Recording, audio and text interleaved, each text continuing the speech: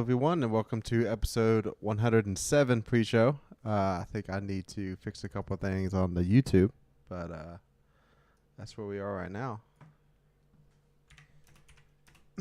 Chad's back from touching grass. So how'd that go, Chad? Surprisingly, I actually didn't touch any grass. Nope.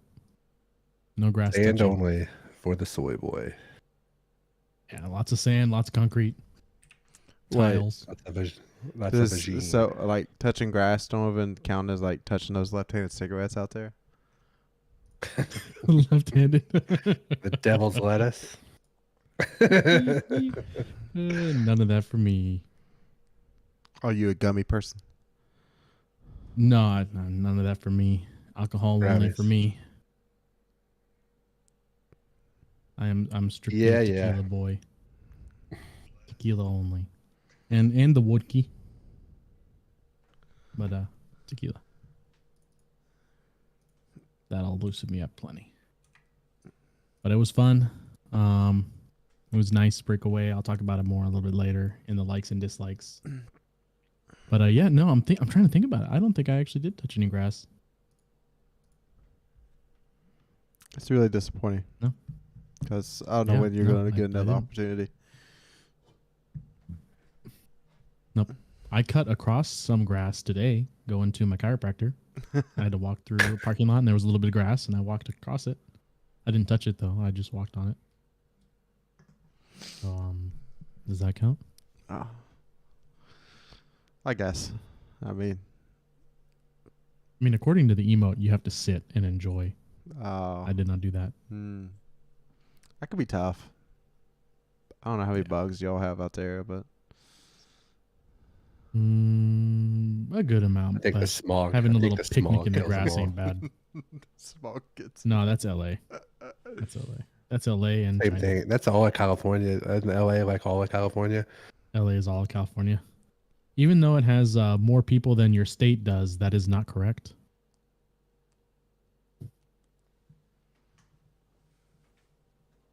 It's big though.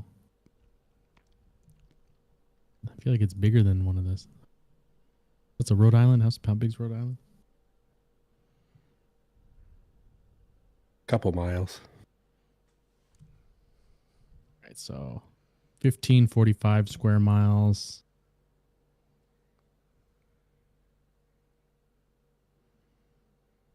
And Los Angeles County is 4,084 square miles. So it's a fourth of Rhode Island. No, it's the other way around. It's double 4 that. times the size. Oh, so yeah, Rhode 15. Island is Yeah, 15, like and LA is 225. 4. Yeah. Okay. So 1,500 to 4,000. Okay. Yeesh. Humongous. Not as big as some Kentucky, of that is mountains though, so I don't think I would count that, but that's wild. Almost.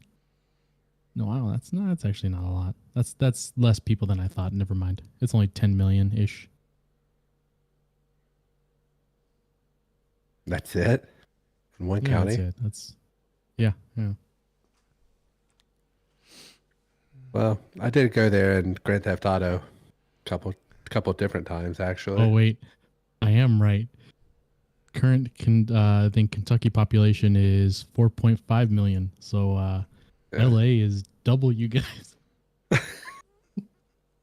Oh my God, that's unreal. I don't understand that. I mean, even San Diego is half of you guys. Yeah, you're talking about population. You're not talking about we're not talking about, acres. Oh no, definitely not. No, we're not talking about size. We're sardined in here. Let's just go in acres. Stuff out there. Let's go some acreage. Blank acreage. Nah, we got sand, lots of sand, lots of desert, some mountains. Jeebus.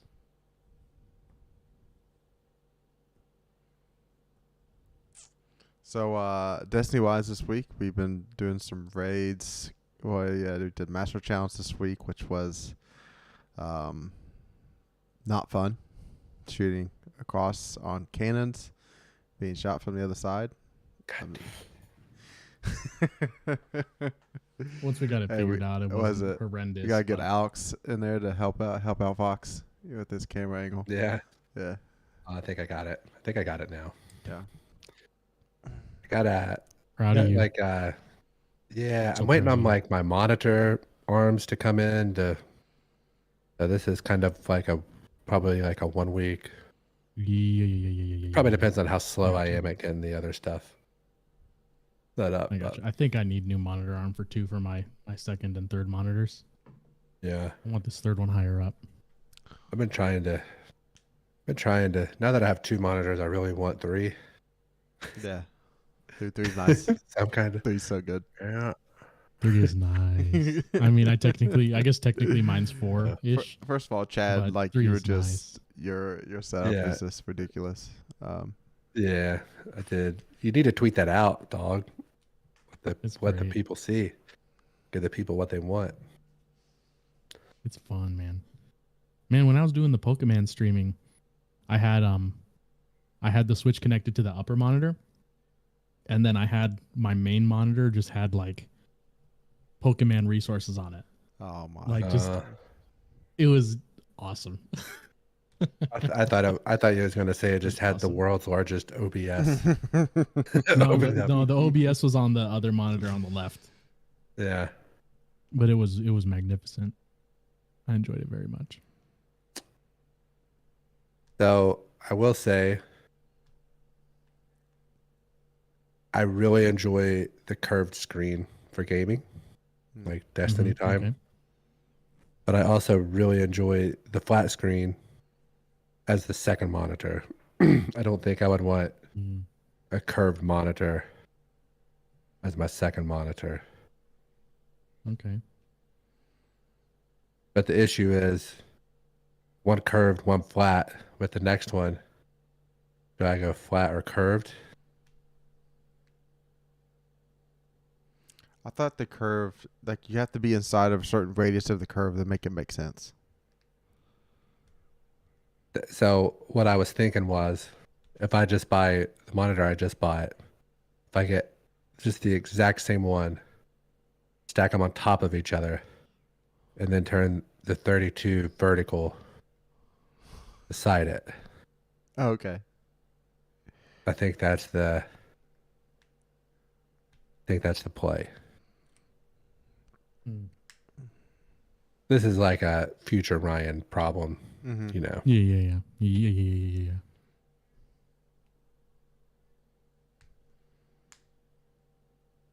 All right, we better get this party started. I mean, if you have to. Let me get everybody have wiggles already. Earlier I did, yeah. Yeah, Jared does. Wiggle, yeah. All right. Wiggle, yeah.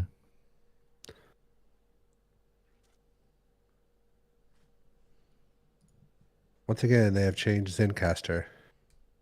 They got all I don't know what they changed, but something's different. You should have put Chado is Backo. Oh, yeah. All right, clicking the button.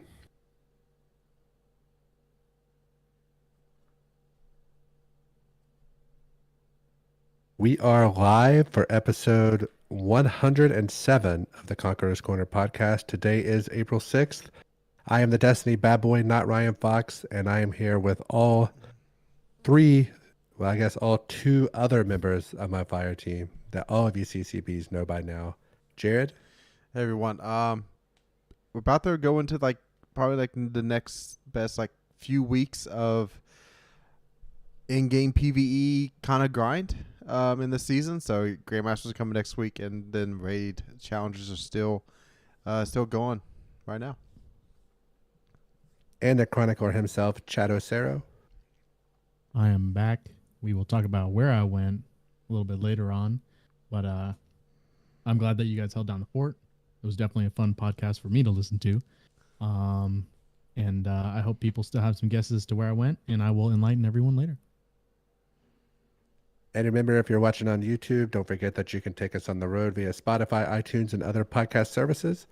Make sure you subscribe, unsubscribe, resubscribe, click the bell, turn on notifications, yada, yada, yada. Follow us on Twitter at DestinyCCPod. Send us Bungie friend requests. Bruno brought the TWAB this week. Sorry, I had to think for a second. But before we get into that, this is normally where our intro music would go, but I do not have it queued up and ready. So we are just going to go right into the TWAB with Jared. All right. So before we get to the TWAB, Bungie released a reflecting on Lightfall and Launch and Beyond.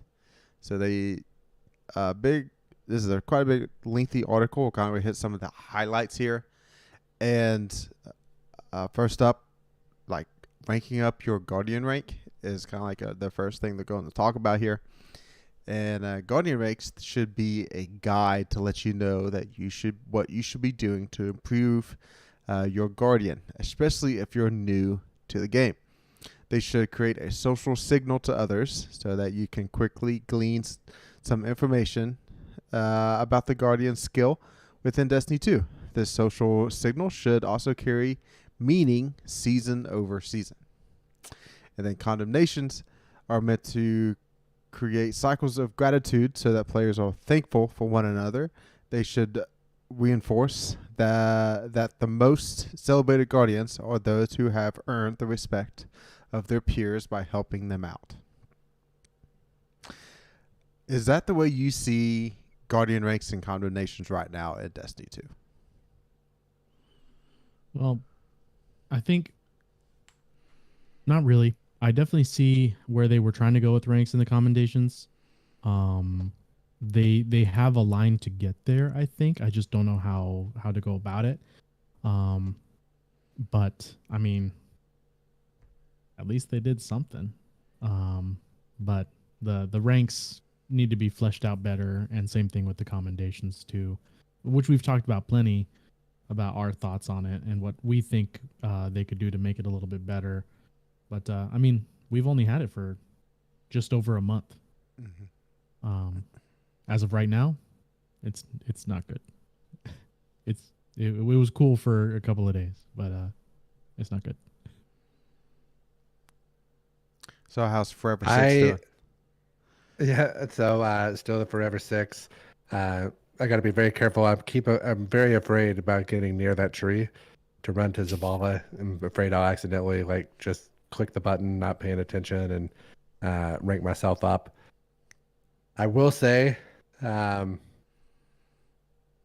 have been feeling a little more pressure after reading this when it came out, on Tuesday, I think it was. I was like, man, this isn't. I don't think this is going to go away. I think it kind of seems like they're really trying to shoehorn this in, which makes me nervous as somebody that's taken the Forever 6 approach. I would be a lot more nervous if I was required to LFG many things, but usually I have people to do stuff with. Because if so, I think I'd have to at least get to 8 to make it into some stuff. I don't really care what people random people think when they see me that I'm a 6, because I know that 98% of them I've done more in the game than they have. But if you are trying to LFG into things, I can see where it's going to be an issue. Yeah. I think a lot of people are sitting at rank 9 now, just pretty much waiting for Grandmasters to come out on Tuesday. That's where I'm at. I just got to do Grandmaster with 230,000 points and then do it on a Darkness subclass, and I'm rank 10. Now, Guardian rank used to reset back to 6. They're going to be changing that going into next season. Guardian rank is going to reflect your previous season Guardian rank, the highest one you achieved, or if you say like right now, say Fox I'm just staying at 6 for this season, but for Season of Deep he changes his mind and decides to rank up some, and he gets up to rank 8 or 9. That will show up instead of his previous 6. So whatever the highest of the two of your current season or the previous season will show up next to your name. The They're also changing some of the rank up like requirements. There's going to be blue ones and gold ones, and the gold ones you only have to do once, and they're permanently unlocked on your character. But the blue ones you have to redo season over the season. So I imagine the blue ones will be like the GMs and those type of things. I think, And yeah, I think based on what they said, the later seasons will be like redo the GMs and stuff like that, kind of like what you have to redo guildings anyway. And then the earlier ones, the like the 6 through or the 5 through 7 or 8 will be seasonal stuff, like do like stun champions in the seasonal activity and like do a blah blah blah, do the exotic mission or whatever ends up happening. We're getting a new dungeon, so probably one of them is going to be tied to that. And just making people do the new stuff. Well, not even like later, probably like going from 8 to 9 will be. do you think it'll be? You think it'll have to be that? Because don't you have to have the dungeon key or the dungeon pass or whatever? No, well, if you have this, well, no, because if you buy the season, you get the dungeon, don't you? Because Nope. it's part of the season as well. No, you have to buy the dungeon Okay. pass. That's like $20 But extra. Here's the other thing too, because one of the ranks, I think from 7 to 8, was complete each of the dungeons. One of the challenges on there was to complete each one. Complete Spire, complete Okay. Prophecy. There was one of them that was all of them. I haven't seen the it's list. It's going to be in there. So. Yeah, I know. You haven't gotten to 7. Yeah. So you haven't clicked on 7. Thank you. Yeah, so one of them was do each dungeon. So it's going to be in there. Probably later on, like I said. Yeah, and the reason for that is like you're going to actually show how masterful you are of the entire game, not just the part that you decided to play. So this is going to encompasses the entire game. So to be a master or a vanquisher, that's what it's going to require. Now next up, does this kind of feel like the seasonal challenges just being slid over into something else? A little bit. Usually seasonal challenges was more solo. You could do it all solo based. Just like I'll do this so many times. Go do strike plays on a subclass, or go get those bounties done on the EDZ. There is actually some, like doing a Master Nightfall and getting 200,000 score. That can be kind of difficult based on the Nightfall. So it's literally impossible this week. So I'm stuck. Like I can't hit 9 because that's the literally only thing I have to do. But I can't. It's literally impossible. People have done the math. People have tried to do it, and they just can't get it.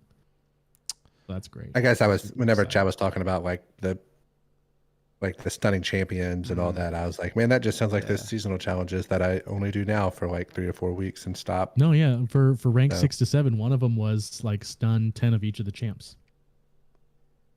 Like, dude, that's easy. So yeah. Yes, but however, it's also teaching Guardians and newer Guardians that's what they need to do. So that's the kind of the point of. Yeah, if you want to rank up, better stun some champs. All right. Next up is like the Forever 6 minute. I mean, this part of the article literally says Forever 6, and I feel like they've been listening to Fox. I think I said that first. I feel like. I mean, I know there was the Forever 29 meme back in the day. Yeah. But Forever 6, I feel like I was on that pretty early. Yeah, so for Forever 6, they moved a lot of the Lost Sector completions and flawlesses up the Guardian ranks, and they reduced the amount of condemnations needed for ranks 7 through 11. And then long term, playing for Season 21, returning players were start at rank 5 or up to rank 7, and theirs will be ranked up much faster. And there's going to be renewal on fast track, so players will have quickly renewed to rank 7 by playing seasonal content and ordering artifact power and doing seasonal challenges and exotic missions. So kind of just playing the new seasonal loop will get them ranked up to 7 pretty quickly. Oh yeah, I almost bet you that I am going to be a part of a glitch whenever the new season comes out.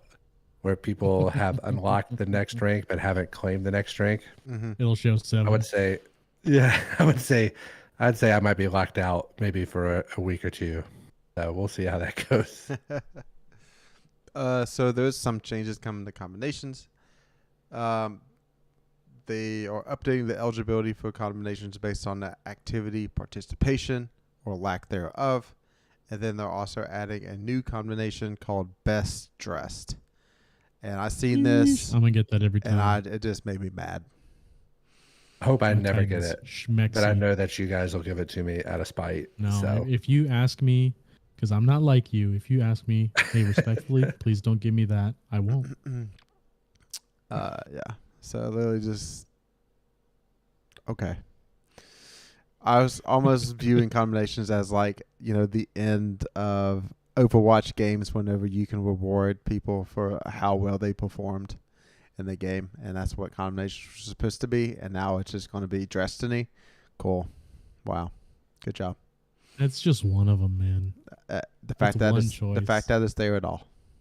dude, it would be different if like right now you finish a raid and there's 5 people to commend and 5 choices to commend them with. Yeah. So like it's not like I can give everybody the insightful one. Like you have to hand it out. Yeah. Oh, It would be cool if they had because you can only hand one to each person if they had more options, which I think they were thinking about. Like the best dressed one is like, I'm just going to keep giving it to Shifty. But if they had in a raid, you have 5 to give out, 5 options. So someone's going to get the green ones, which is whatever. You give it to the person that cares the least. But if there were 8 options and you could skip the ones that people don't really want, like 2 more blue ones, like another one, or because there is a heroic, but leader, straight up leader, or Sherpa ready. Like this person is legit ready to just form up a team on their own and teach, or just teacher for the leadership. There's so many more ideas that they can come up with. We can only give 1 to each person. You don't have to limit it to, well, there's only 5 you can give out, so we're only going to give you 5 different ones. It's no, just give us 8, and then we can actually pick ones that make sense. We need Versus somebody negative keeps ones getting too. selfless. You can't just be all Yeah. positive. yeah. Worst dress This is- goes to Ryan every time. Nah, man. I want here's the way I would do it, right? So you would have an MVP that would be gold, and if you get the MVP, then you get to wear your character has a gold chain around their neck, right? And they wear it for until the next daily reset or something. But you can only give the MVP out of raids, trials, whatever in-game active, legendary battlegrounds, maybe. I don't know, just kind of throwing this stuff out. Mm-hmm. And then you have some were you even shooting, right? And that's people that just have trash DPS, and they AFK. still gonna yeah. Were you even here? Question mark. They gotta be sarcastic ones, because then you're that's funny. Yeah. That can be funny. Mm-hmm. Yeah. So just give me an hour, and I'll give you the mean versions, and then you have somebody else come through and filter those down to acceptable. Yeah. But I mean, I can got you. I'll give back them you what up they on need that. here. But I would love if if I got to wear a big gold logging chain around my neck was an MVP. Dude, that'd be sweet. I'd be trying real hard, and maybe the leader. I don't know, who's the most famous leader. I don't know. I was thinking Captain America. You have just I mean, I know that's another IP. They couldn't just put Cap shield on your back, but just do something that kind of denotes I mean, denotes what's going on. Well, here's the thing too. Going back to Overwatch, you could do commendation poses, screen poses, and then give you an extra 10 seconds in the commendation screen. So you got someone that's a Cap and they just have the shield, a Titan shield, or they're just posing and unlock some poses with some commendations, dog. Like in that screen, not everybody's just standing there with Kvostov. Yeah. You know, like Yeah. like let's do something cool there, dog. I feel like there's like a lot of stuff that's in game that you can use, like Callus's chalice, like that should be something. Oh, dude, that'd be rad. That's like you'd be able to Oh, earn the man. pose with that, and stuff like there's a lot cooler stuff they could do. But Imagine like flawless Leviathan mm, raid, like whenever it comes back, or yeah, assuming it comes back at some point, you get like the like a chalice if you get it flawless or something, and then you can use that because I remember, I think it was 2 major expansions ago, whenever they added in like the poses at the start of Crucible games and stuff, and yeah. the For first thing me and trials, right? Jared said, And stuff. me and Jared were like, no, not those, like the Oh yeah, little yeah. They intro added the video. Crucible. Yeah. Yeah, me and Jared were talking. I think it was like literally our second match. Like, oh, I wonder how long till they sell different ones in the Eververse store. Yeah. You know, so I don't know. You guys I lost think that bet. I think that would be cool. Yes, It's yes, coming. I did. It's coming. Just wait. All right. Next up is they Bungie talks about switching gears here a little bit to just overall playing in the game, and PvE enemy health is just being reduced like in a lot of areas. One is the Avalon Exotic Mission. I think we mentioned this last week, and then also Legend of Master activities. Just overall dropping those down. Heist Battlegrounds are also getting the change. First up is Heist Battlegrounds Mars. They're directly changing some things with it and increasing how often combatant waves spawn on higher difficulties in the towers phase, and then increasing the map score multiplier to help players reach the goals without X points. So that's like res farming to get the points, and then adding additional ammo crate. And then other Heist Battleground changes, reducing frequency of number of combatant waves, reducing the health of Death Tongue Choristors. Hive runes now have the same health on all difficulties, and then thinning out the fallen trip mines in Heist Battleground Moon. So basically, just making those a little bit easier, and probably because they're going to be in the rotation for Nightfalls and Grandmasters for the next few seasons, I would imagine.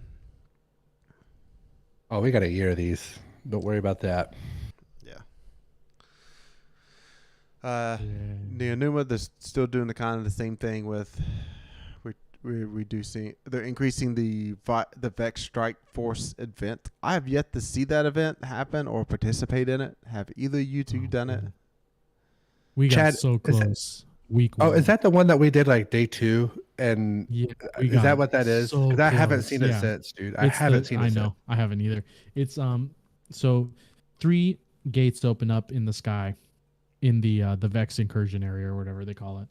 And a giant Atheon-sized mofo drops down.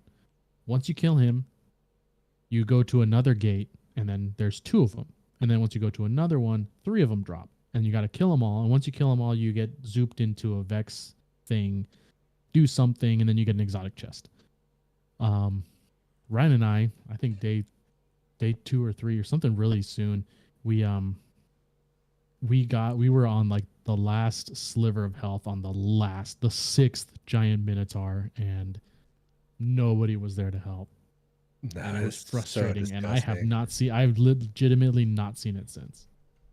And that was week 1. I think about that all the time because we had to be 40 or 50 light levels under the recommended. We were right there, dude. Was. We were tickling it. We were tickling the finish line, and it ran away from us. All right, Threshers, yeah, they hit really hard. So they still do, but what they're doing, what they did on March 23rd patch, they reduced the spike and they removed the impact direct damage and only left the explosive damage from the missiles. What I've seen, they still melt you extremely fast, and especially if there's a solar burn or something like that, or you're like 15 or 20 under light. There's really no coming back from it. Yeah, same. Chad's already complaining about this. You can't get 200,000 nightfall score this week. What was the strike this week? Lake. Lake of Shadows. Okay, so It's impossible. Bungie's gonna be making a pass at the bonus multipliers and a lot of stuff that requires you to get to a certain point range that make that easier. So I think there's an eternity is also getting looked at here. Yeah, Dares definitely needs it. I got my final red border out of there, and we had to farm the middle encounter for points because otherwise you just don't hit it. We had to farm it, I think, for like 30,000 extra points to get somewhat comfortably over the is it 250 for the pinnacle, I think? Yeah. I think we were 227 just running through it. So kind of dumb, but it is what it is. The more frustrating part, which they talk about later on, is if you get the hive, if your hive is your last one, or this might just be in the known issues because I've been looking at that. If you get the hive one on a legendary, then things get stuck in the portal, and like you'll kill Crota, but you can't kill the things that are in the portal unless you have like 4 people shoot like wave grenade launchers at the same time, because once you hit them they become immune, so you have to like hit them through the portal and do the damage at once. It's really dumb, really frustrating to spend like 27 minutes in there and then have to go to orbit. Yeah. Next up is we're gonna have 2 new mods next season. So that's gonna be powerful attraction. That's when you use your class ability, you collect all orbs of power within a radius determined by the number of copies of mod you have equipped. So this kind of replaces the Seeking Wells option that we used to have. Next up is elemental charges. So that's like collecting void breaches, station shards, iron art traces, and then that will get you charged. And then depending on how difficult those are to produce is how many you need to collect in order to get charged. Shoot the loot will also work with orbs next season. So that's an interesting little fact. I think that's going to be better for that weapon, but I don't use shoot the loot a lot right now. I don't use it ever. Me neither. It's almost an insta trash if I get it. Yeah. Like I shard him. It used to be a D1 Nightfall need. Yeah, When you that's could because hide you were away from the boss room cheesing and in kill a stuff and corner. then go pink, pink, pink. Yeah. Yeah. When are you guys ever like, oh man, I really need those orbs out there? Like, is that something that I'm just am too dumb to think about? I guess I can understand maybe like volatile, like if something becoming charged gives you like volatile rounds or something, maybe. But yeah. I think that's partly, maybe you are a little bit, but I definitely miss the Seeking Wells, which is what they reference, because that was nice. That turned the picking up elemental wells into I don't have to think anymore at all, because I'm dumb too. So I don't want to. I have a finite amount of brain space, and I need it to be able to point and shoot at stuff. So being able to turn that button off to point and shoot at stuff. I thought you meant move your analog stick towards it, but it has to point at something, and then I shoot at it. It's actually a touchpad instead of an analog, so I'm moving it around. Is that your Zim that you use? Mm-hmm, yeah. But yeah, no, I do. I totally forgot about it until they said this. I'm like, oh yeah, Seeking Wells was a thing. The orbs are everywhere. It's not really necessary, but it's nice, I guess. Yeah, I do really enjoy the fact that you can create like 200 orbs in a strike if you just build into it. It's so stupid. So stupid. Yeah, I think Grandmaster Shoot the Loot can be very beneficial, especially like usually there's only like a few safe areas sometimes in boss rooms or in encounters. So I think it can be very beneficial there. And usually you make an orb across the room, killing ads, and you're like, I have to go all the way over there. So I think that can be beneficial. All right, next up, we get 3 new strand aspects next season. Titans get Fletcher Storm. Hunters get Flechette. Flechette. You were Okay. close. Hunters get Threaded Like- Spectre, and Warlocks get the Wanderer. Usually when these come out, they're usually pretty hot. I remember in Stasis every season, whenever we got a new aspect, it was always the best. But it's been pretty. Strange's been pretty balanced in PvP, and then PvE has a couple good, fun builds for like strikes and battlegrounds. I'll see how those work out in GMs. We should force ourselves to do. We all have to run Strand for our Conquerors still. All right, we'll find out. We'll have to look at that. You guys are like, I don't know. I don't know about that. Yeah. The seasonal artifact next season. So right now, to change your perks around, you have to reset it and then select them all again. You can be able to deselect one and then reselect another perk. So that's pretty great moving forward. Good quality of life.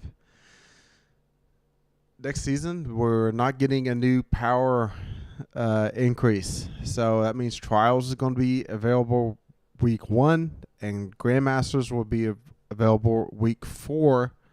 But the gilding node for GMs won't be available till week 7. So dumb. Yeah. Which, fine. So I feel like it's a good change. It's probably how the game's moving forward for the most part.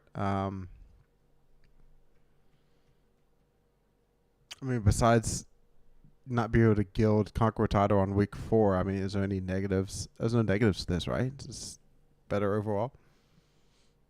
Well, it's a lot better overall because 1815, I imagine, will still be the number that you need to be at max effectiveness, right? Yeah. For Grandmasters.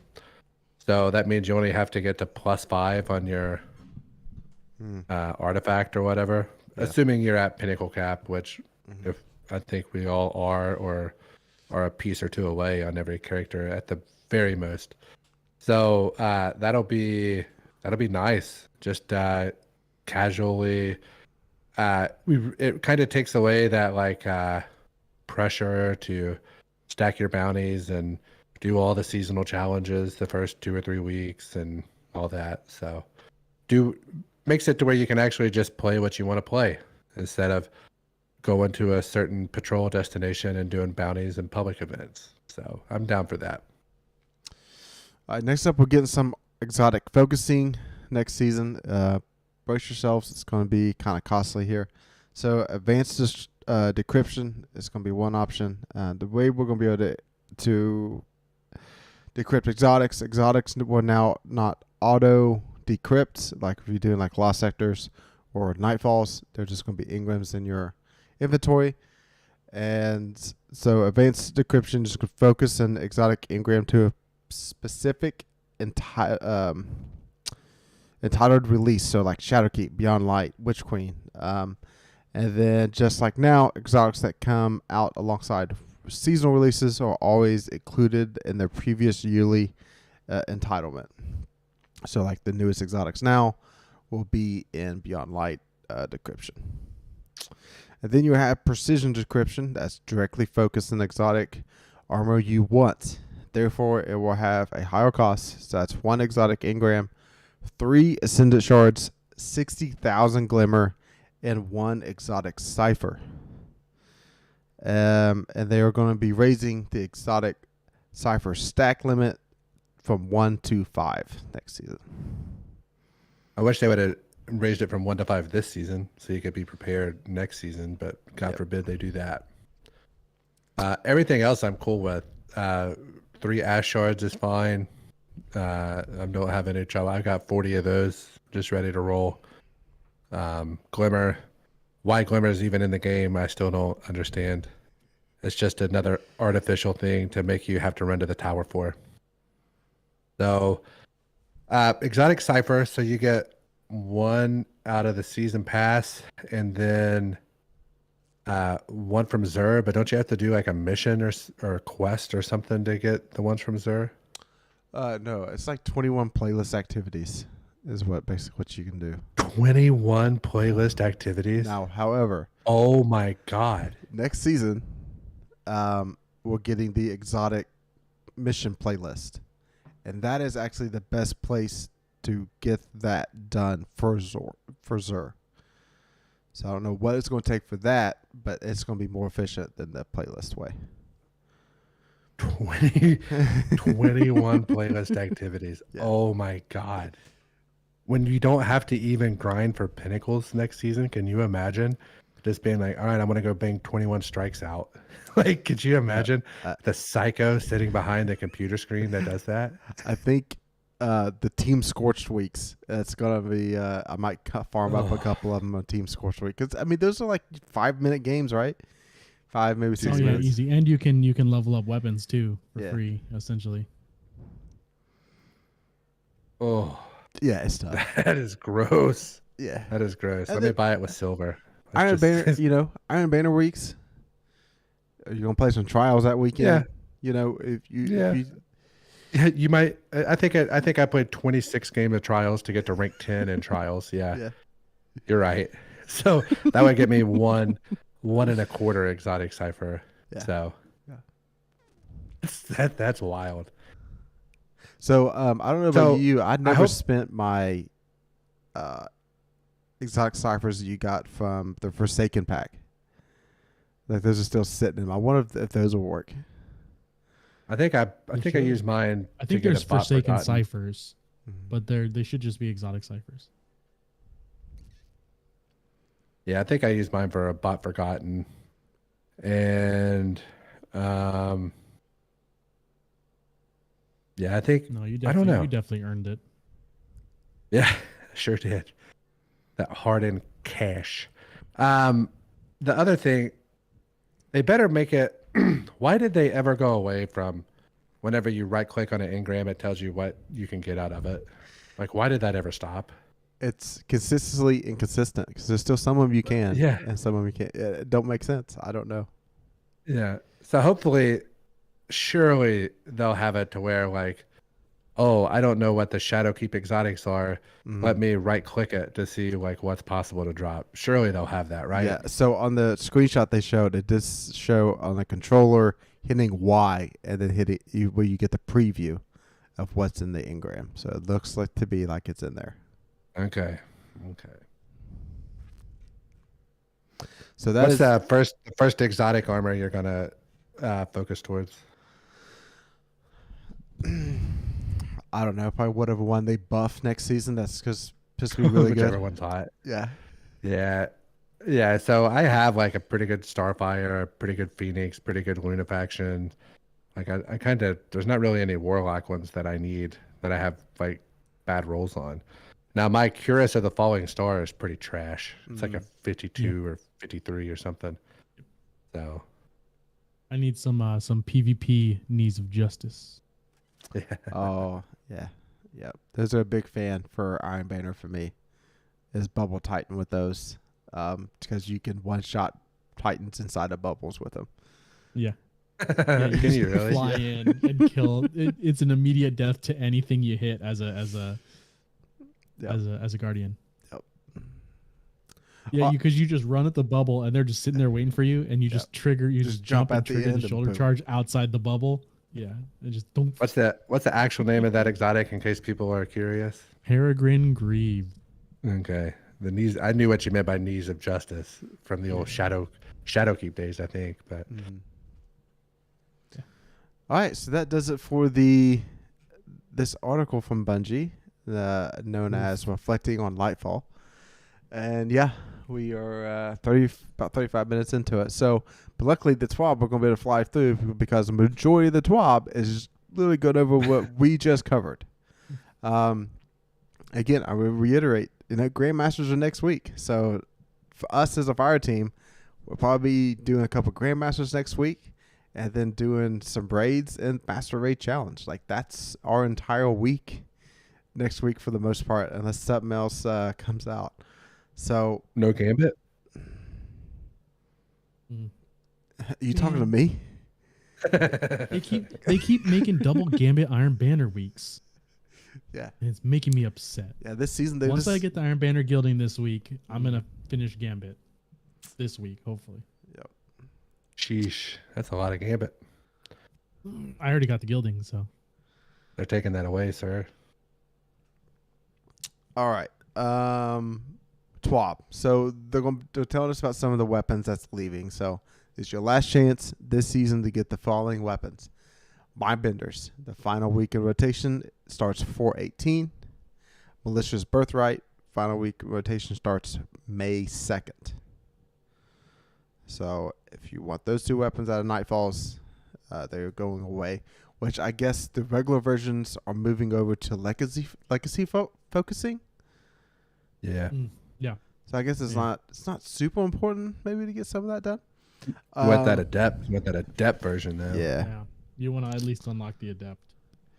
Trials, the But Inquisitor. Is there a decent roll? Is there a decent roll on that Malicious Birthright? Because it was kind of not great before. No, they didn't. They didn't update the perks. I think they intentionally made it that shotgun not good for PvP. No, the malicious was the grenade launcher. Oh, The kinetic grenade launcher. I'm There's looking like it up right now. quick draw, auto loading, blinding.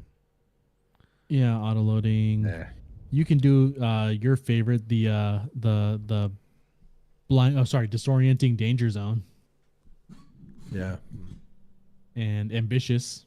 So There's yeah, just- I mean you could do there's like just- ambitious there's just frenzy too or many other ambitious things. swashbuckler, but it's not great. Too many other things in That's that fine. slot are good now. Yeah. Occluded finality. All right, Trials of Cyrus. The Inquisitor and Whistler's Whim is also leaving. Iron Banner, the Wizard's Rebuke, and Hero's Burden, and then Competitive Rose is leaving. So here's what they're going to be getting replaced by. Nightfall is going to get the Braytech Osprey, which is, if you remember, is a high impact rocket launcher, and then also Loaded Question is making its comeback. Just straight Vanguard is getting Positive Outlook, which is a void precision auto rifle. Gambit's getting a Strand linear fusion rifle. I bet that might make me play a few games of Gambit to get one or two. Crucible Randy's throwing knife makes its return. Trials of Osiris is getting an Arc Glaive, and the Messenger is returning. Iron Banner is getting a Strand fusion rifle. It's pretty important, that top column. And then Swarm of the Raven also makes its return. And then Competitive is getting an Arc sniper rifle. So usually with that competitive weapons, they get that 5th slot. And I wonder if it's going to have grips again. So it's going to make this sniper rifle maybe even more handily or something. Or they do something new. Maybe give it different scopes or different reticles you can choose from in column 5. I feel like that would be cool.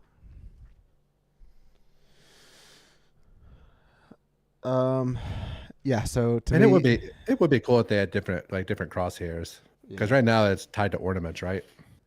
Different crosshairs and so they could sell those too, like $5 a pop. People would buy those. Yeah, they would. Bungie's also starting up a cutscene database for like cutscene library and on YouTube. So if you plan on using any of the cutscenes, you can use little clippets. Just be aware that this is Bungie's property, so you can't just be like, oh, I'm going to make all these cutscenes over on my channel. It's not what they're there for. It's people to go back and watch these videos, maybe get caught up if they miss a season. I was like, what really happened in that cutscene back in Forsaken? I don't really remember it. They can go back there and look. Yeah, I mean, there's a lot of channels that there's a couple of channels that do that. The only difference I think will be that these channels, some of them include the gameplay monologue, or so any kind of talking that's happening during like the gameplay stuff going on. They basically will make it chronological. But like during missions, there's story happening. You know, there's people talking to each other and stuff like that. So if these are literally just like a log of the cutscenes, you're missing some of the action that's going on in between the cutscenes. So I'm wondering how they're gonna do that, if they are at all, or if it's literally just gonna be here's all the cutscenes from this season, which would be what Ryan's nodding about if you're not watching on YouTube. That my bet is they're literally just gonna here's all the cutscenes, and I'm like, but you're missing so much stuff. There's so much stuff that's still left out. Somebody needs to do the supercut of all the lore sections that Chad does and put them out. Maybe we should do that next season. I'll think about how to do that. I'm not an editor, unfortunately. If I could save myself $20 a month. But we could do it to where we just cut Chad's lore sections out and just splice them together and then put that out as one big video. That'd be pretty rad. I imagine this is literally just going to be here's the file that we already have and upload it. My question is, I know they said they're doing all of last year to 2 seasons at a time, 1 or 2 seasons at a time. How fast will they update it? Will they always stay nothing will come from the new expansion until they're always one expansion behind on these, you think? Or 2 seasons behind, maybe.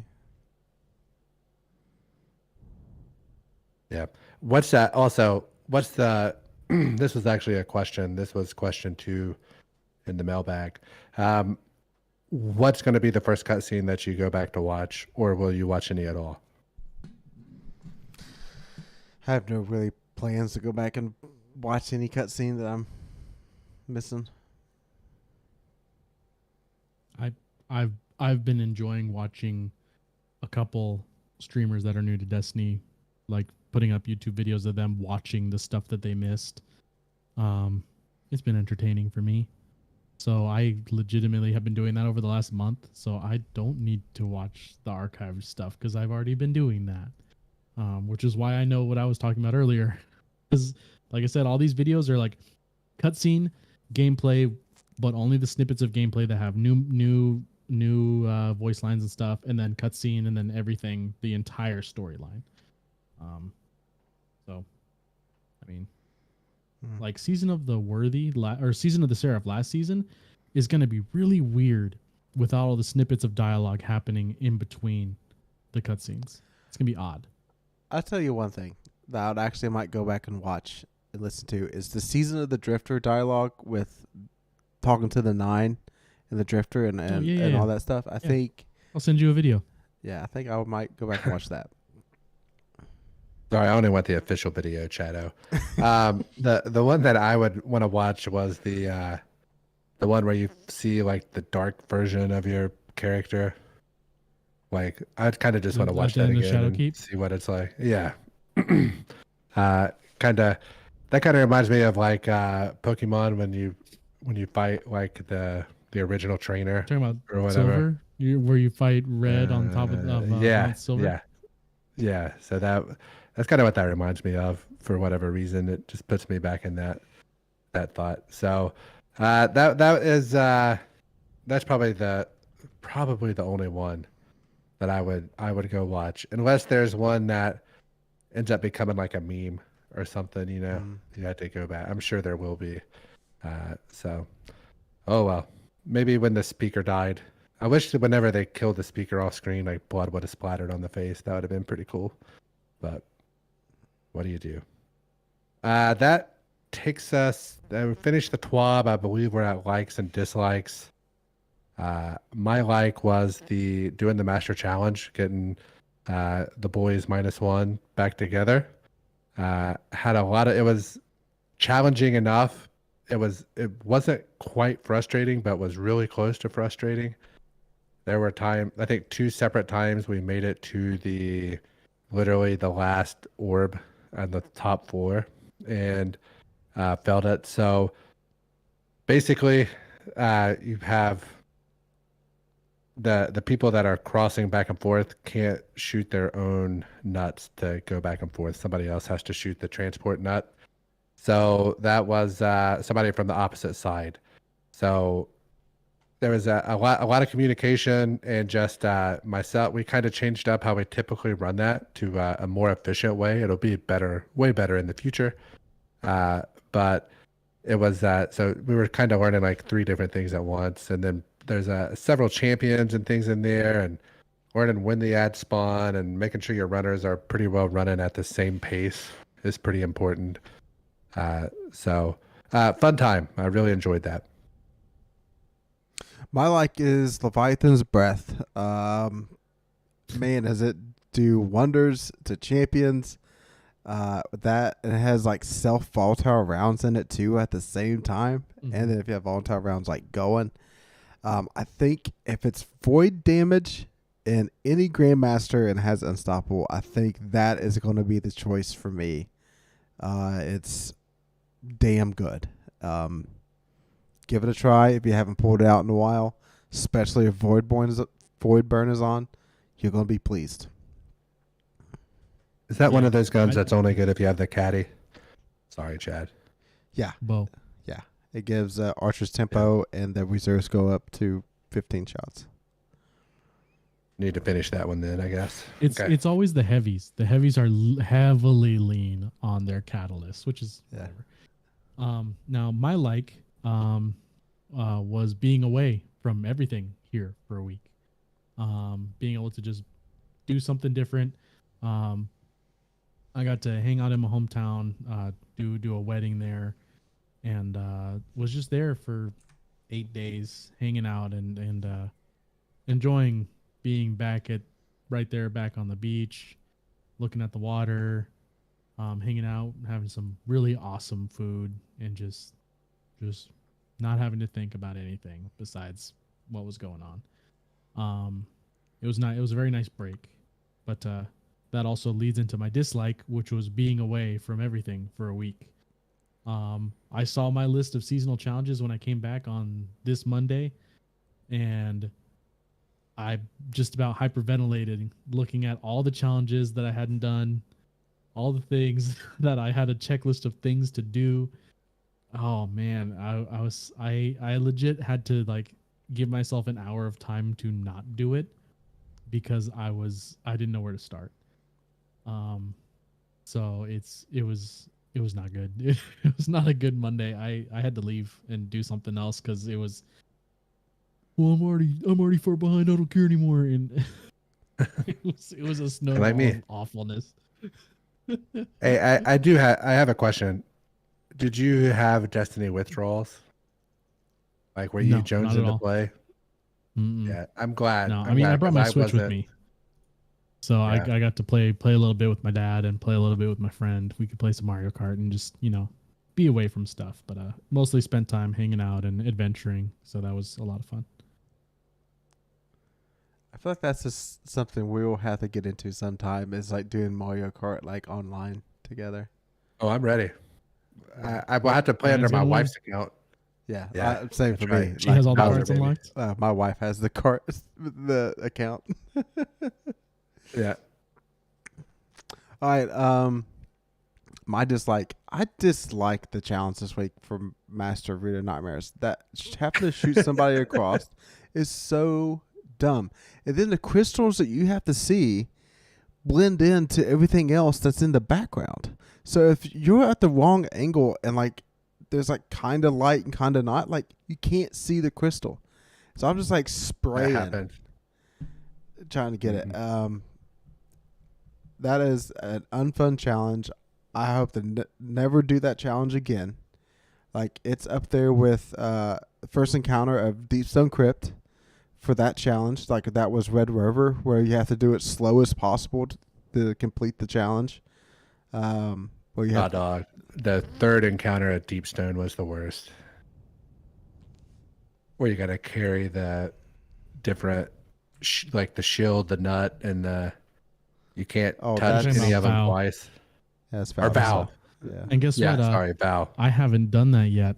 I Have was fun, dog. very conveniently left out of that. Have fun. Yeah. Thanks. I didn't. I got you. I LG'd that one. I didn't do that one, Fox. I LFG'd He it as LFG'd it well. also. Yeah. It's great. Great time. My dislike this week is we kind of touched upon it earlier, but it's just that sometimes having to farm points is annoying. That happened to me trying to get my last Wastelander M5 shotgun red border drop. So, but we made it. That's all that matters. It's a soft dislike, but that's how it goes. Thank you, Chad. Appreciate that. No weapons breakdown this week. So I believe we are on to the gambling corner, and in our typical Conqueror's Corner spirit, it's going to be related to Grandmasters, and it is going to be we have to bet on who will take we're going to do the first death or most deaths in the first GM that we do. I say most deaths. Okay. So I say we each ante 1,999 glimmer, and if you get it right, you double your money. Okay. So current standings: Jared has 8,000, Chad has 2,000, and I have 16,000. So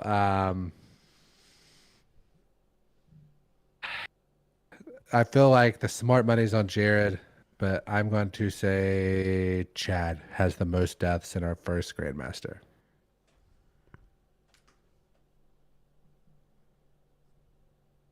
You can't you can't bet on yourself, by the way, just for the integrity of the game. Well, no, not for this particular one. No. Yeah. All right. So I mean, it just leaves me with picking Chado, No. You can pick me if you want. right? You just double your Oh. money. Okay. You just double your money if you get it right. Yeah, I'm gonna pick Chad. He's rusty. He hasn't been playing that much, you know. He's been out there, you know, at the beach, you know, playing Pokemon. So Yeah, completed another Pokedex. It was awesome.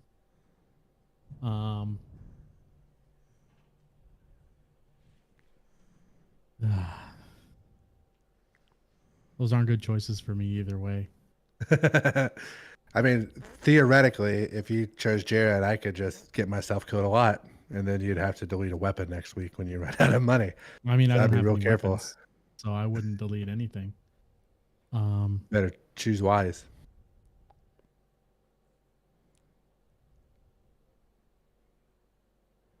which one? Do I have a coin? Heads or tails? Which one of you is heads? I'm a heads man. Heads. Receiving. Ryan. All right.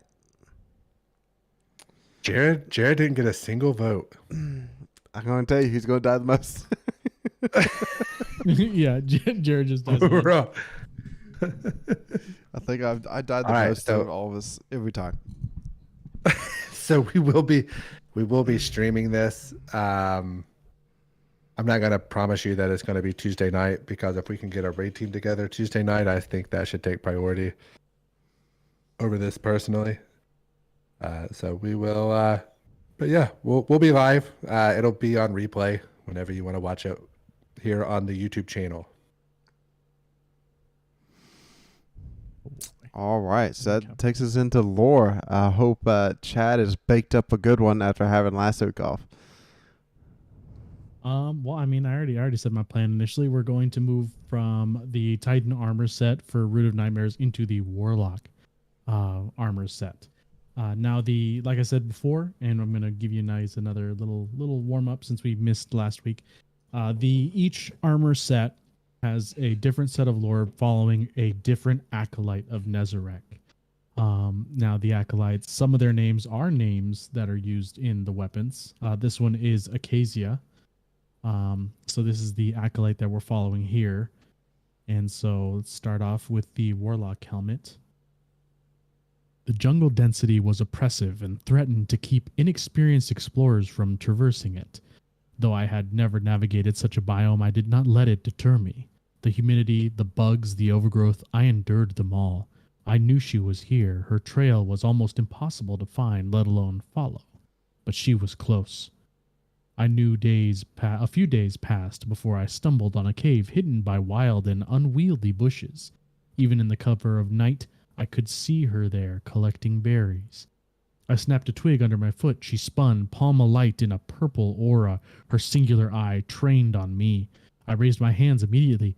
I mean no harm. I'm just a traveler looking for a place to lay my head for the night. I'm unarmed. I waited patiently, careful not to move an inch as she searched my body for anything that could cause her harm. When she found nothing but a tome in my bag, she considered me with a cautious pause, one hand still bright purple. Then she gave a quick nod and walked toward her camp within the cave. The fire she kept was small but warm, and once we finished eating, she smothered it with some dry dirt. I leaned my head against a wooden log and closed my eyes. Some time passed before I finally heard her shift. She had turned to lie on her back. I fixed my eyes on the scion before me and waited. I waited until I heard her troubled breathing and whimpers before I got up. As I approached, my eyes settled on her sleeping face. It was difficult to get a good look in the dark. Moonlight barely trickled into the cave. She writhed. It was a nightmare. One of his. It had to be. I reached out to her and my fingers found the flesh of her arm. In an instant, I was wrapped in a whirlwind. The overwhelming screams, the voices, the haunting imagery of his face, the very essence of fear. I couldn't rip myself from it. I was right. It was him. A purple blast from her hand hit me. I landed with a rough thud, and before I knew it, she was standing over me. Her breaths were loud, and her body language read angry with the way the energy from her hands radiated up her arms. I gazed up wide-eyed. I'm sorry, I managed, hands up again. I'm looking for him. For Nezarek. And you are the first being I've found that has come into contact with him outside my family. She remained defensive. I simply want to see his power, to see what you experience was like with him. At her demeanor softened, but only slightly. We had come to an understanding. She backed up and sat on the log. I cautiously got to my feet and joined her. Please, I begged. After a long pause, she looked at me. I held her gaze until my vision was suddenly warped. The structure I find myself in resembles a simple, quaint home. It's small, filled with decorations donning symbols I do not recognize. At the center of the room, two scions sleep peacefully among a stack of blankets and pillows. I watch the memory unfold from one of the corners. Acacia. The name echoes in my mind. Her name. From behind me, a sinister presence stirs. Goosebumps dart over my skin and a familiar whispers. One I heard plenty of times in my life increase in volume. I turn to look at the home's entrance and it is consumed in darkness, windows and all. I wait with bated breath. A ring of eyes materializes in the window. Nezarek. At the sound of his name, the shadows from the window expand and devour all the light in the room. Acacia and the other scions are the only figures that I can see. Darkness oozes down toward them. I watch intently, unable to take my eyes off the spectacle. A hand forms, claws outstretch, his arm, then his face, the shape of his two-horned headpiece, the ring of eyes. The cacophony of hisses and screams fill the void while the two remain fast asleep. Nezarek reaches for the scion sleeping beside Acacia. The tips of his claws drag down across the skin, only to stop at his closed eye. Darkness swirls then. Nezarek vanishes, leaving nothing but moonlight. He was chosen. The phrase repeats throughout the rest of Acacia's memory. The words bounce around the walls of my mind. It becomes hard to focus. Different voices flood in, mixing with hers. Different inflections. All different scions. He had been chosen. I watch a group of large, ornately dressed scions enter Acacia's home in the dead of night. They exchange loud, indiscernible words and restrain her. Anguished sounds leave her as she watches them take her partner away. He is powerful. He will sate Nezarek for a long time. Be thankful he was chosen. The different phrases blend haphazardly. The memory slowly fades and the images bleed into one another until I see a group of scions at the center of the chaos. Seated among them is Acacia's partner. I feel the weight of her pain on my chest, but darkness creeps in. Hundreds of claws rip and shred the edges of the memory. Acacia's pained wails join Nezarek's symphony. Her partner jolts in different directions as if his body is being ripped apart. A purple hue envelops him. He rises from his seat, levitating off the ground, and dark tendrils attach themselves to his shadow to siphon his power. He lets out a pained shout. Suddenly, my reality warps again, and I'm thrust back into the real world. The dizziness hits me like a crashing wave. I lean over the log and throw up.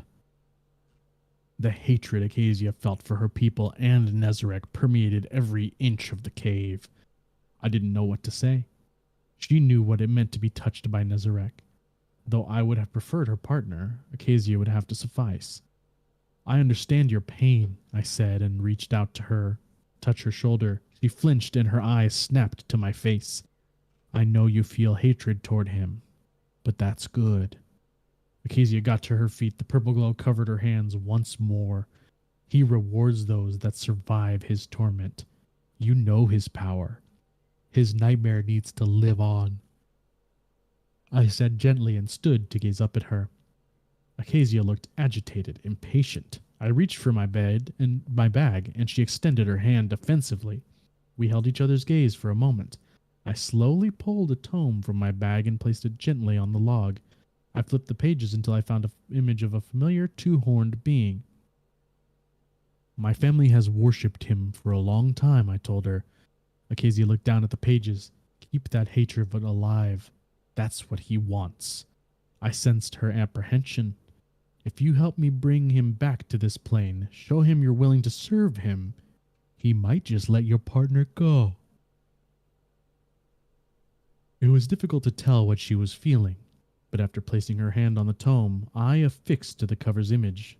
I knew she would be desperate enough to try anything.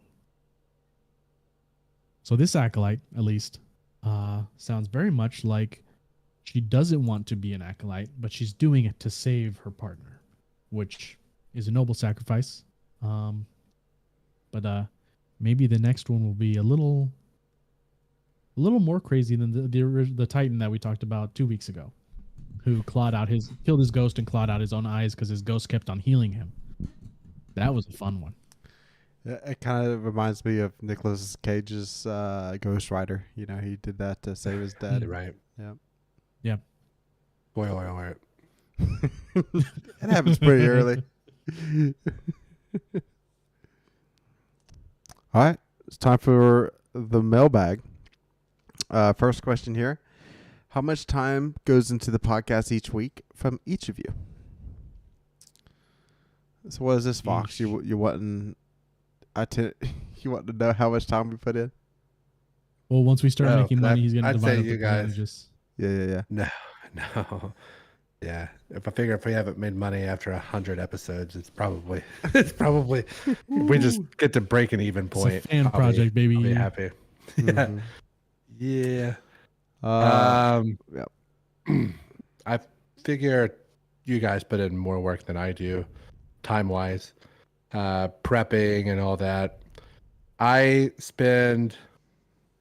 So first of all, I can't believe I'm going to admit this for everybody to hear, but the only videos I watch are Dado's videos at this point, mainly because I don't want my thoughts like swayed by somebody else's thoughts. I don't want to repeat like any of the other content creators. But Dado, he's really good at his job. That's just the easiest way to put it.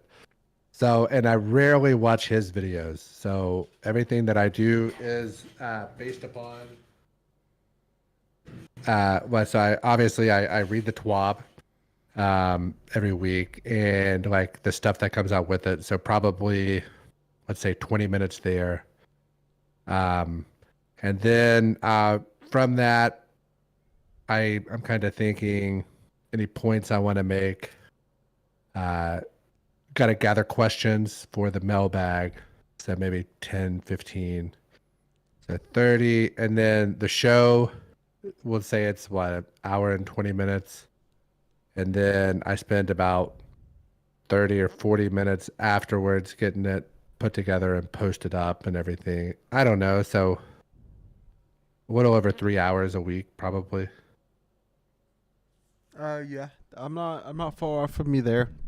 Maybe just a touch more, depending on how I'm feeling. So sometimes for our rundown, I'll actually do more, or a thumbnail might try to do a little bit more than the next episode. But it kind of just depends on how I'm feeling that day. Sometimes it's a lot more cutting, copying, and pasting over from the Bungie article. During the week, like on non-Thursdays, it's mainly just reading stuff that Bungie puts out. When it comes to like watching other content creators, I think Azzacross right now is my number one, mainly because he's a little more.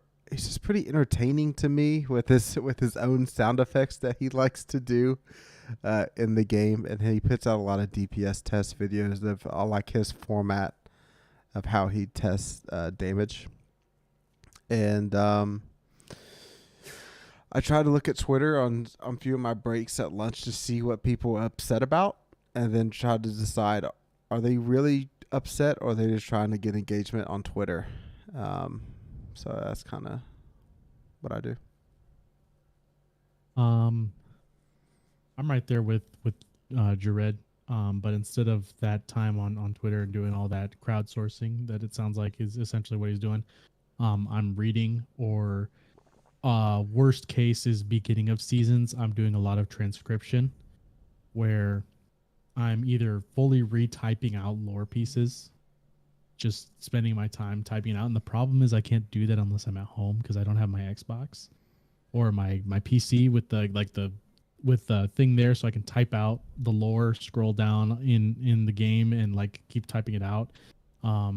It's really hard to find videos on particular lore pieces that aren't lore books really early in the season. So if it's still classified in the API, I don't have access to it on a website. So I have to do transcription, or I take images and put them in a thing that pulls the text out and then reorganize it in a way where it's easier to read for me, to make it feel like more of a script or reading from a book than just a block of text. So early in the seasons, it could be some like anywhere from like 5 or 6 hours per week of just doing that.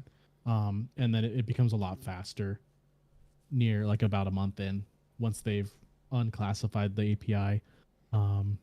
Because then all the stuff is on Ishtar. If you want to go do lore stuff, Ishtar Collective is really good. They have lore from the entirety of Destiny, including Destiny 1 and 2 on there. So if you ever want to look stuff up, you can literally look stuff up by keywords.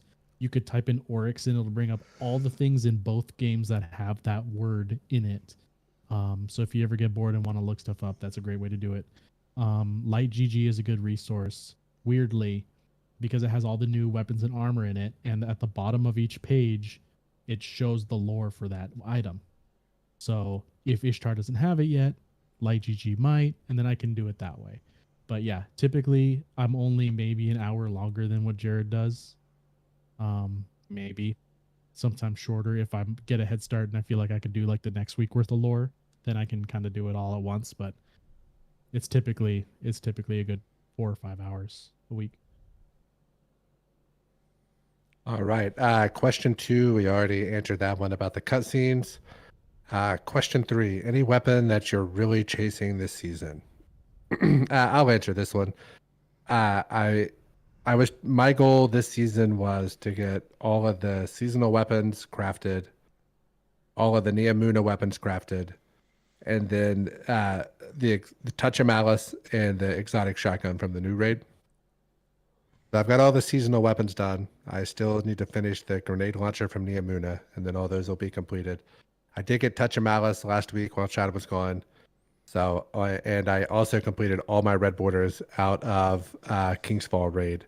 So all I have left there is to do a Catalyst run, and then I'm probably never doing that raid again, unless like it's a favor to somebody or something. Because, man, I have to be over 100 or 125 runs of that if you count D1 and D2, and I'm just over it. It's just slow and just a lot of wasted space in between encounters.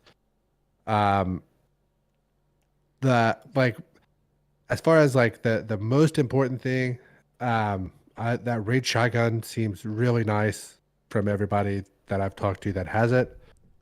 And at some point, grenade launchers are going to come back around, and Regnet is a heck of a grenade launcher to get the red border, make it craftable, because you can get some good perks on that. So the other one I believe was the breach grenade launcher. What is that, like Prodigal Return or something like that? Yeah, Prodigal Return. Because you can get Volt Shot on that, and like auto loading maybe is the other one. Or it might be like Ambitious and Volt Shot. Either way, I think those would probably be the two to chase after. Those are some good points. And I was going to say, like, I'm not looking for any weapons because I have too many already in my vault. But I want to look up the name of the trace rifle from the raid, because I think that Acacia's? Acacia or something, ones. Right? Acacia's something. Yeah. I've only got one, and it was the Adept version that we just got. New raid. Acacia's Dejection. yes. Yep, that's the one. I feel like getting that craftable because I have liked running double specials with heavy. So that gun with, maybe the incandescent reconstruction roll or the rewind rounds, high impact reserves combination would just be awesome. Instead of the hollow denial that I use now, not hollow denial, the void trace rifle from the spooky season. Yeah, that's hollow denial. Okay. It's hollow denial, yeah. Because next season, whenever they take away all the void mods of like getting volatile flow and all that stuff, I think that the solar might be more a play. For me, it's literally just checking boxes. As long as I've unlocked the craftable stuff, if something becomes good, I can make it. So I'm not really looking too hard on anything. I'm still missing a bunch of King's Fall weapons. So I'll probably do a boss checkpoint here or there with the Cali boys just to get everybody just a quick red border, not the chest, but just a quick buy the gun, get out. Maybe do a full run for a red border, but I really don't want to. But a quick Oryx for a thing isn't a bad deal. But also looking to finish off a commemoration from Deepstone, because I've always enjoyed that machine gun. It's been a favorite of mine for a long time. Not that it's amazing, it's good, but it's a fun machine gun. I like it a lot. But yeah, no, just basically checking off craftables, raid craftables. That's about it. Nothing I'm really looking for in particular. All right. Question 4. Do you feel next season will be a low engagement season due to the no power grind? Is it season 2 always where everybody kind of goes away? Like the second season of the year? Yeah, so last year that's when we got the duality dungeon, and it was the Leviathan that came back, and people wasn't real fans. Exactly, people wasn't real fans of that season. So it's the same formula probably happening again. If you've seen the leaks, you know what destination that we are getting, and we're getting a dungeon. So the dungeon's going to be pretty great for, a few weeks. That'll get people playing. Grandmasters hit week 4, you can get them done again by week 7, and probably heavy drop off after that. Yeah, what Jared said. All right, this is probably I feel like Chad should have the most insight on this question here. Last question of the mailbag. Will Bungie be able to land a plane that is the Light vs. Dark saga, or are we headed to Game of Thrones all over again? Oh man, people are being mean again. I mean, let's see here. It's gonna be tough. The lore team got a lot better, but they did drop off a bit, and it's been a little bit flippy floppy, but it's still been a lot better than it was. I want to say 2 years ago. So it could be really weird. It could be something that we're all like, dude, what the heck? But if they want to retain players after this ends, because this is a big ending for a lot of Destiny players. This is a big, okay, cool, moving on to the next franchise after 10 years. If they want to retain players, they're going to have to make it be good, at least good, and have a feeling of continuation afterwards. Like not a final ending, but make it a satisfying conclusion to what happened, but leading into the next thing eventually, which is going to be incredibly hard to do. I'm hopeful, but it's going to be rough. So we'll see how this year goes, and if this year is looking even moderately positive, like C's get degrees, my man. If we're looking at a 75, that's good enough for most people to keep on trucking along. To me, they won't have the balls to kill us off. So they'll just do some dumb thing where we continue to live on forever. So they have people continue to play Destiny 2 and buying silver and buying Eververse stuff. So no, it will not land. It will be Game of Thrones. Man, you guys are supposed to be the happy ones of the show here. Good luck. It'd be really rad if they killed us in the last 2 weeks before Destiny, the next generation or whatever it's going to be called, comes out. Like they just straight killed us, like literally, like big warning, because we know we die because we find our own body, right? Yeah. We found our grave in the time. Yeah. Sorry for 4-year spoilers. But so we know that they at least have it set up to kill us. Maybe they don't have it mapped out how we get there all the way. But man, they would have to put 7 banger seasons out, and one of those being a major expansion. They did what really hurts, and like I said, like I gave this expansion a high grade because I really enjoyed it. I still am really enjoying it. However, story-wise, to like wrap it up, knowing that we're down to 24 months, and most of the, there's too many loose ends, I think, in order to make a satisfying conclusion. Even if they give us a satisfying end, it's not going to tie everything else together. So I'm going to say it's probably like a 1% chance that they landed. They are going to absolutely have to do it all the way up until the next game comes out. Like your character dies literally like right before the launch of this. But like Jared says, they won't.